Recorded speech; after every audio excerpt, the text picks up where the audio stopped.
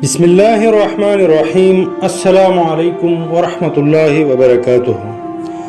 سیرت النبی صلی اللہ علیہ وسلم، قسط نمبر 5۔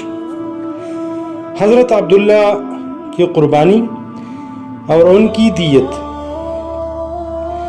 حضرت ہاشم نے قیصر روم کے ساتھ تجارتی و سفارتی تعلقات قائم کر لیے تھے، چنانچہ اسی سلسلے میں شام کی طرف سفر کے دوران ان کی شادی بنو نجار کی ایک معزز خاتون سلمہ سے ہوئی، مگر بدقسمتی سے اسی سفر کے دوران حضرت ہاشم کا انتقال ہو گیا۔ ان کی وفات کے بعد ان کا ایک بیٹا پیدا ہوا جس کا نام شیبہ رکھا گیا، مگر چونکہ شیبہ کو ان کے چچا مطلب بن عبد مناف نے پالا پوسا تو شیبہ کو عبد المطلب یعنی مطلب کا غلام کہا جانے لگا، اور پھر انہیں تاریخ نے ہمیشہ اسی نام سے یاد رکھا۔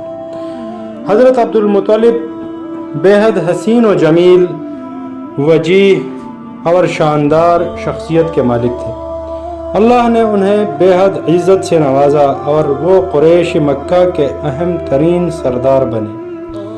ایک مدت تک ان کی اولاد میں ایک ہی بیٹا تھا جن کا نام حارث تھا۔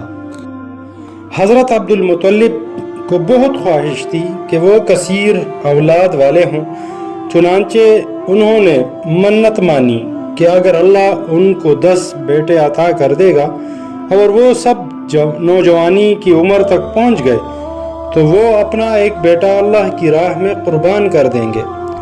اللہ نے ان کی دعا اور منت کو شرف قبولیت بخشا اور ان کے 10 یا 12 بیٹے پیدا ہوئے، جن میں سے ایک جناب حضرت عبداللہ تھے۔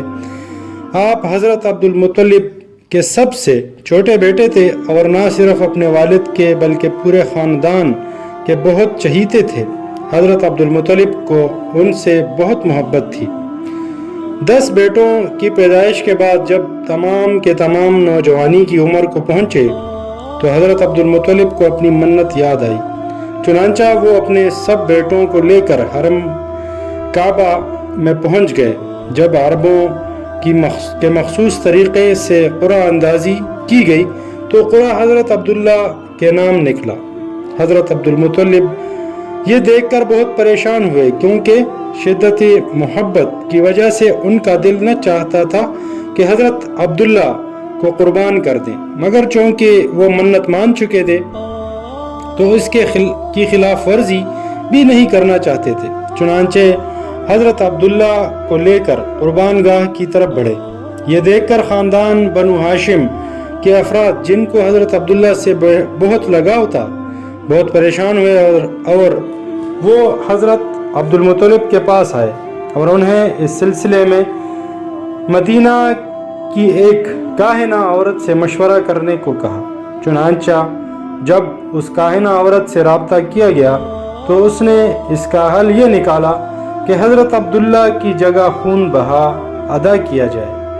عربوں کے دیت یعنی خون بہا میں 10 اونٹ دیے جاتے ہیں، تو حضرت عبداللہ کے ساتھ 10 اونٹوں کی قرعہ اندازی کی جائے اور یہ قرعہ اندازی تب تک جاری رکھی جائے جب تک قربانی کا قرعہ اونٹوں کے نام نہیں نکلتا۔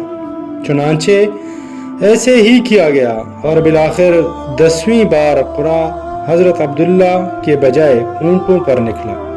اس طرح ان کی جگہ 100 اونٹوں کو قربان کیا گیا۔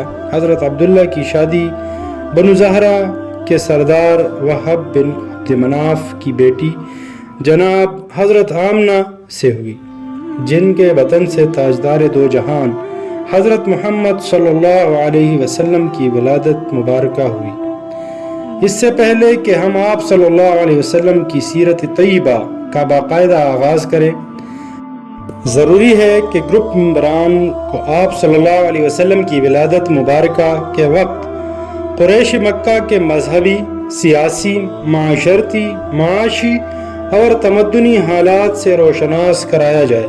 نیز آپ صلی اللہ علیہ وسلم کی پیدائش مبارکہ سے صرف 50 دن پہلے ظہور پذیر ہونے والے واقعہ عام الفیل سے بھی آگاہ کیا جائے، جب حبشی نژاد ابرہہ خانہ کعبہ کو گرانے کے ارادے سے مکہ پر حملہ آور ہوا۔